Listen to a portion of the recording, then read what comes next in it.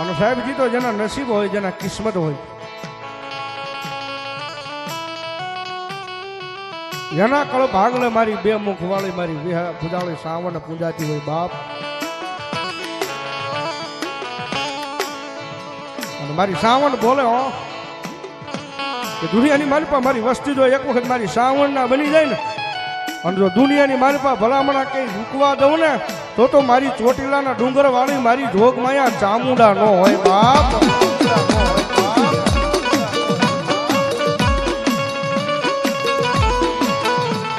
મારી જોઈએ આ મારી ચામુંડા અમારા ભાયુ ભાયુ ના ભાવ વિખાવા દેતી નહીં મારી ચામુંડા.